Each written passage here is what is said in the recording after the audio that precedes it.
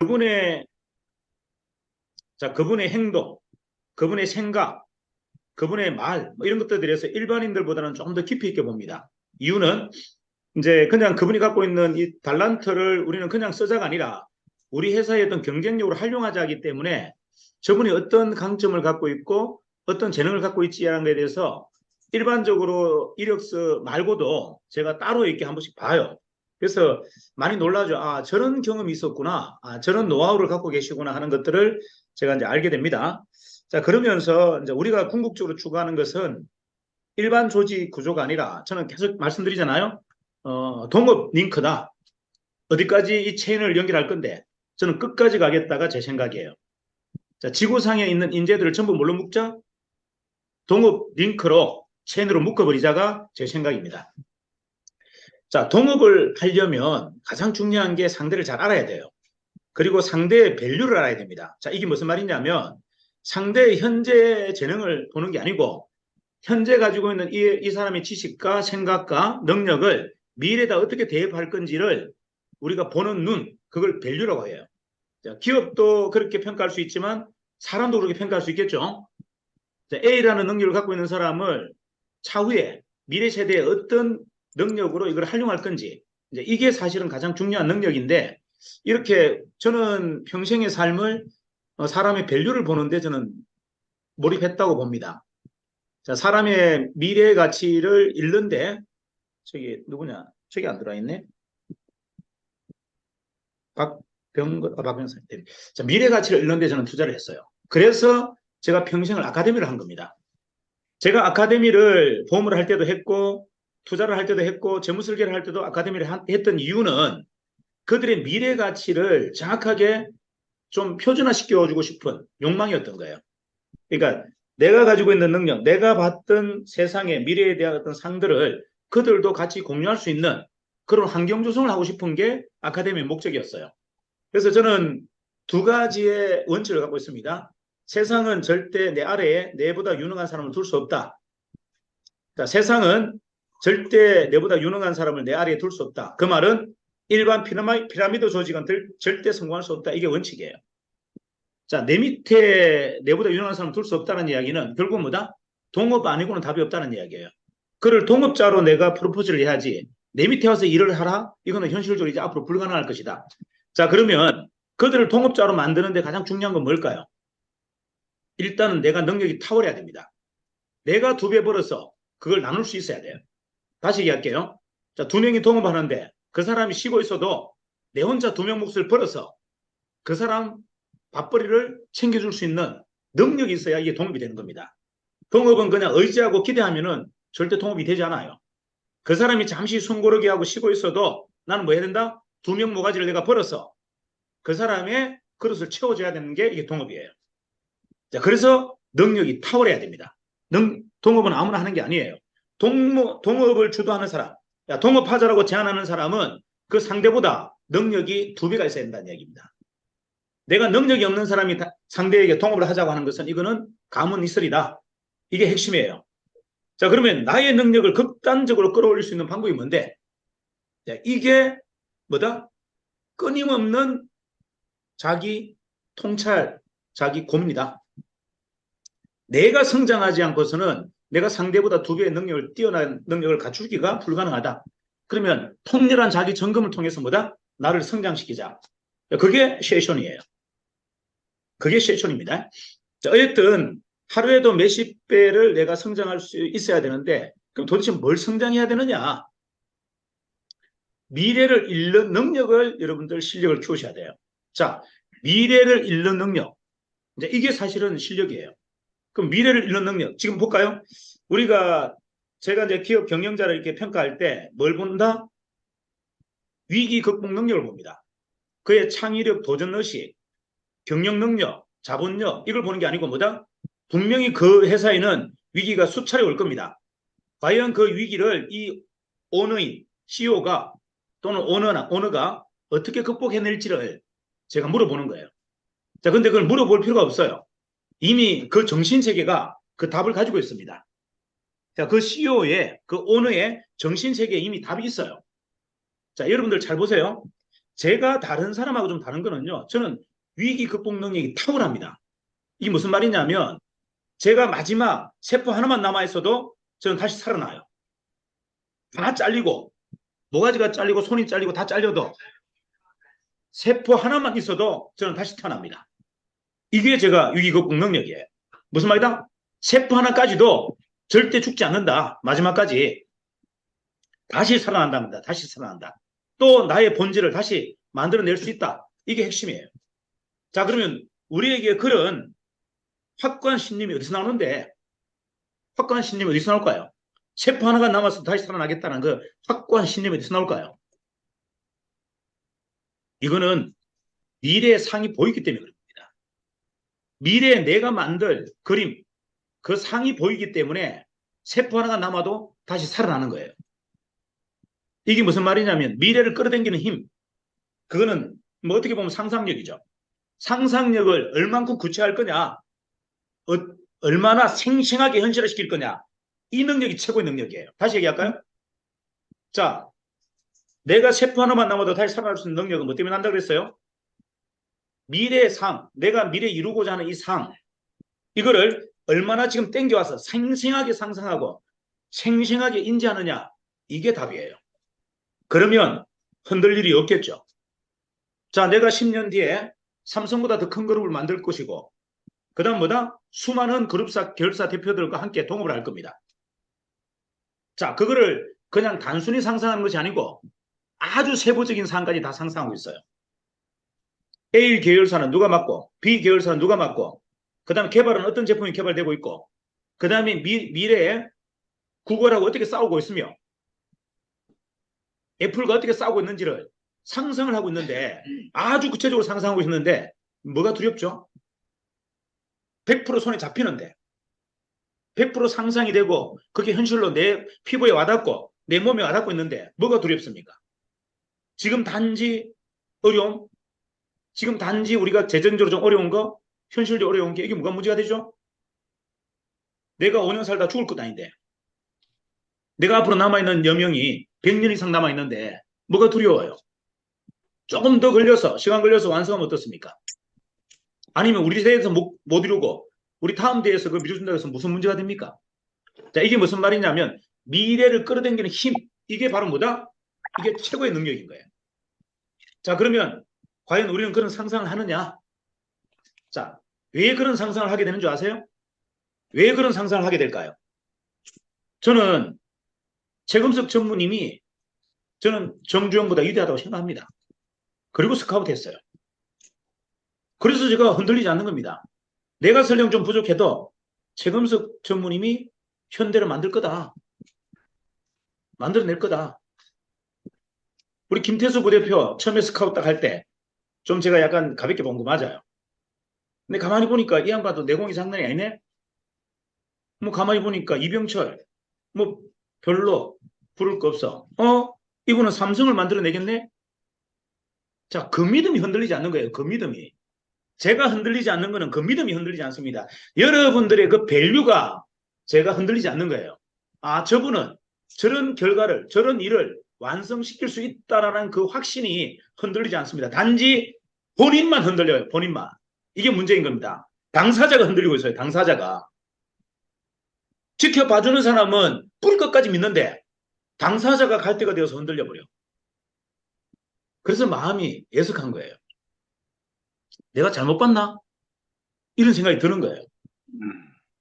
자, 일단 여러분들 한번 잘 보세요. 믿어주는 힘, 이거는 그냥 만들어지는 것이 아니고요. 여러 가지 데이터베이스가 축적되어야만이 믿어주는 힘이 생깁니다. 자, 저는 이렇게 생각하죠. 경영은 정통 경영을 배운 사람은 절대 경영을 완성시킬 수 없다. 절대 정통 경제학을 배운 사람은 경제를 완성시킬 수 없다가 제 지론이에요. 그럼 어떤 사람이 하는데? 새로운 경영학, 새로운 경제학을 만들 사람은 어디 있다? 우리 안에 있다. 자, 세상에 새로운 경제학을, 새로운 경영학을 새롭게 만들 사람은 어디 있다? 우리 안에 있다. 왜? 왜 우리 안에 있죠? 다른 고민을 하거든요. 다른 고민을 한단 말이에요. 다른 고민을 하니까 다른 생각을 하게 되고 다른 선택을 하게 됩니다. 이게 미래의 경영학이고 이게 미래의 경제학입니다. 이게 미래의 새로운 기업을 만드는 뭐다? 도구다. 우리는 다른 깊이 있는 고민을 해야 되고요. 다른 생각과 다른 선택을 해야 됩니다. 기존의 기업인들이 기존의 경제인들이 했던 생각과 선택을 해서는 우리는 절대 그들을 이길 수 없다. 우리 끝까지 달라야 된다. 뭐가? 생각과 선택이. 그러기 위해서는 뭐다? 그들의 고민보다 100배가 더 깊어야 된다. 정의는 뿌리 끝까지 뭐다? 고민하는 회사입니다. 세상을 판을 바꾸기 위해서 새로운 고민과 새로운 상상을 하는 회사다. 자, 그래서 저는 자신 있는 게 뭐다? 저는 CFO를 육성하고 CEO를 육성하는 데 자신 있어요. 이유가 새로운 경영을 할 거거든요. 새로운 기업 평가를 할 거단 말이에요. 지금까지 정량적 평가로는 절대 기업을 평가할 수 없습니다. 뭘로 해야 된다? 정성적 평가를 해야 돼요. 정성적 평가에서 가장 중요한 건 뭐죠? 오너입니다. 오너. 자본을 출자하고 창업한 오너예요. 오너의 신념이 어디에 있는지, 오너의 혁신이 어디에 있는지, 오너의 상상이 어디 있는지를 봐야 되는데 내가 창의적이 않는데 어떻게 그걸 봅니까? 내가 뿌리 끝까지 창의적이 않는데 어떻게 그 상대 기업의 오너의 창의력을, 혁신성을 봅니까? 내가 뿌리 끝까지 창의적이야만 그 상대의 창의력과 혁신성을 볼 수 있다는 얘기예요. 결국은 기업은 뭐다? 창의력과 혁신성이 답이다.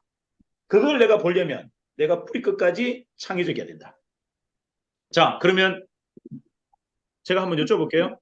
우리 최금석 전무님의 가장 강력한 달란트는 뭡니까? 몇백 명하고 몇천 명하고 비교해도 나는 이것만큼은 탁월하다. 뭐죠? 교육. 최금석 전무님 제가 직접 한번 이야기해 보세요.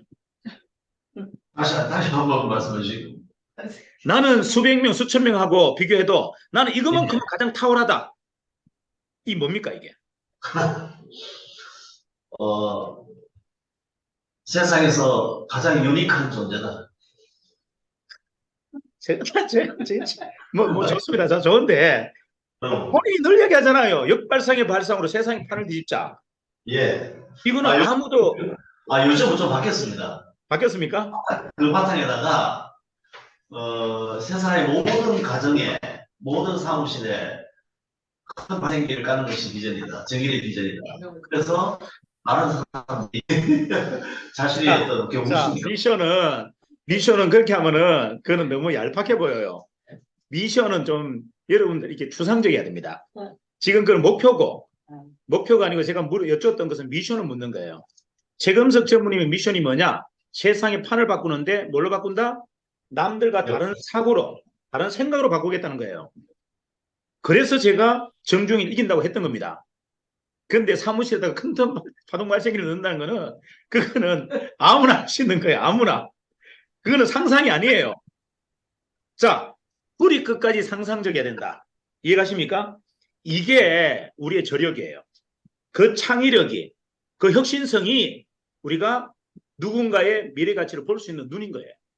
자, 이렇게 본다면 여러분들은 가장 유능한 뭐다? 심사력입니다.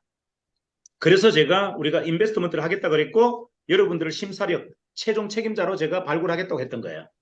자, 이거는 일반적인 인베스트먼트에서는 절대 갖지 않는 사고이기 때문에 그래요. 우리만이 갖고 있는 사고다. 자, 다시 정리할게요. 자, 그렇다면 이거는 기능도 아니고 기술도 아니에요. 여러분들이 생각하는 경영이라는 것, 경제라는 것은 이거는 뭐다? 기능이나 기술이 아니에요. 뿌리 끝까지 정신입니다. 다시 얘기할게요. 좋은 기업을 완성할 수 있고 좋은 세상을 만들 수 있는 거는 뭐다? 이거는 지식과 경험이 아니고 뭐다? 뿌리 끝까지 정신이라는 겁니다. 정신. 내가 세상의 판을 얼마나 긍정적으로 바꿀 거냐. 이 사고가 결국 뭐다? 가장 강력한 정신이라는 거예요. 우리는 뿌리 끝까지 그 정신을 갖고 있잖아. 그래서 위대한 겁니다. 자, 그러면 이제 오늘 운영위원회를 발대한 이제 취지에 대해서 말씀드릴게요. 자, 운영위원회라고 말은 했지만 사실은 정확하게 CFO 양성 아카데미입니다. 정확하게 이야기할게요. 뭐라고요? CFO 전문 양성 아카데미예요. 제가 계속 우리 최정무님 저한테 얘기했어요. 대표님, 투자교육, 재무교육을 좀 해주세요라고 했는데 제가 그걸 아무한테나 해서는 답이 안 나와요. 여러분들 이 재무적인 거, 투자적인 거는요. 일반인들이 수용할 수 있는 내용이 아니에요. 그래서 기본적으로 그러한 달란트를 갖고 있는 사람들이 있어요. 소양이 있어야 됩니다. 이제 그분들을 오늘 모셨다라고 생각하시면 오늘 모임이 뭔지를 아시겠어요. 자, 그럼 미래의 CFO는 뭐 하는 사람이죠? 우리 계열사가 100개라면 그 계열사의 재무 책임자입니다. 투자와 돈의 흐름을 전체 컨트롤하는 뭐다? 싱크탱크. 정확하게 얘기한다면 대표이사 부재 시 바로 대표이사 업무를 할 수 있는 사람이 CFO입니다. 비서실장이 대표이사 업무를 하는 게 아니고요. 어느 기업이든 대표이사 부재 시 누가 한다? CFO가 합니다. CFO가 정확하게 부대표예요. 무슨 말씀 이해가시죠? 재무를 전체적으로 컨트롤하는 사람, 투자를 전체적으로 컨트롤하는 사람이 그 기업의 2인자입니다. 자, 그분을 우리는 뭐란다? CFO라고 합니다. 정의는 그런 인재를 지금 육성하려고 하는 거예요. 전문적으로. 왜? 우리는 앞으로 투자를 할 거니까. 그리고 기업이 계속 분할을 해서 결사가 수십 개, 수백 개가 될 거니까. 거기에 적임자를 지금부터 발굴한다. 이게 목적이에요. 이해가십니까? 그래서 여기에는 일반적인 총괄이사가 다 들어있지 않아요. 본부장 중에도 많은 분들이 빠져 있어요. 이유가 뭐다? CFO는요. 뿌리 끝까지 회사해야 됩니다. 다시 얘기할게요. CFO는 뭐다? CFO는 뿌리 끝까지 회사가 본질이어야 됩니다. 회사를 위해서 내가 구속도 될 수 있는 사람이어야 돼요. 회사를 위해서 목도 날아갈 수 있는 사람이어야 됩니다. 이게 CFO입니다. 이유가 뭔데? 모든 재무 책임자이기 때문에 그래요. 회사의 모든 자금 책임자이기 때문에 마지막 책임을 누가 진다? CFO가 지는 겁니다. 그의 의사결정에서 모든 게 재무적 구조가 다 만들어져 있기 때문에 결국은 회사가 망할 때는 뭐 때문에 망한다? 재무적 문제 때문에 망해요. 그래서 그 모든 책임을 누가 진다? CFO가 집니다. 그래서 연봉이 가장 높은 사람이 CFO예요. 여러분 기업의 CFO들은 보통 연봉이 10억에서 100억이에요. 대기업은. 중소기업만 하더라도 최소 5억 정도. 3억 5억. 심지어는 뭐다? 회장보다도 더 많이 가져가는 사람도 있습니다. 그건 뭐다? 엄청난 책임감과 중압감을 갖고 있기 때문에 그래요. 자, 그러면 이제 여러분들이 정리가 될 겁니다. CFO가 어떤 역할을 해야 되는지를 지금 말씀드리는 거예요. 자, CFO 육성 과정입니다. 그럼 CFO가 할 수 있는 일은 과거에 우리 회사가 완성되고 나면, 미래에 우리 회사가 완성되고 나면 계열사가 한 100개 정도 있을 거예요. 그 100개를 누가? 실질적인 전문 경영이 CFO가 갑니다. 경영 전문가가 가는 게 아니고 누가 간다고요? 그 회사의 CEO는 누가 간다? CFO가 CEO 역할을 하는 거예요. 저는 제가 갖고 있는 원칙은 뭐다? 저는 제 머릿속에 CEO가 없습니다. CEO는 뭐다고요? CFO가 CEO입니다. 무슨 말인지 이해하시죠? 재무적인 거 판단하지 못하고 재무적인 거 핸들링하지 못하는 사람은 CEO가 될 수가 없어요. 최종 의사결정관자는 뭐다? 재무적 관점을 정확하게 컨트롤할 수 있는 컨트롤 매체가 경영을 해야 된다. 이게 제 신념이에요. 자, 다시 얘기합니다. 그래서 여기 두 분의 전무님 들어가 계신데 두 분의 전무님이 경영을 하시려고 한다면 이 업무를 완벽하게 마스터 하셔야 된다. 그래서 모신 거예요. 자, 다시 얘기합니다. 저는 계열사가 나간다면 계열사의 전문 경영인은 CEO가 아니고 뭐다? CFO다. 이렇게 보시면 되고요. 그 다음에 우리가 인베스트먼트를 할 때 마지막 최종 의사결정권자, 저 종목을, 저 기업을 투자하겠다, 100억 하겠다 결정을 내리는 사람이 누구다? 바로 CFO. 지금 현재 여기서 육성되는 사람들이에요. 금융인 아니어도 관계없고 투자 쪽 관련된 전문가가 아니어도 관계없습니다. 하지만 그분에게 모든 투자 의사결정에 뭐다? 결정권을 드리겠다. 자, 그리고 세 번째, 우리 회사가 해외 지사를 만들고 해외 법인을 만든다면 그 법인장도 지금 요 멤버 속에서 찾을 겁니다.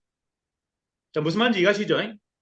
정확하게 재무 담당자가 회사를 경영해야 된다가 핵심이다. 요게 핵심이에요. 그래서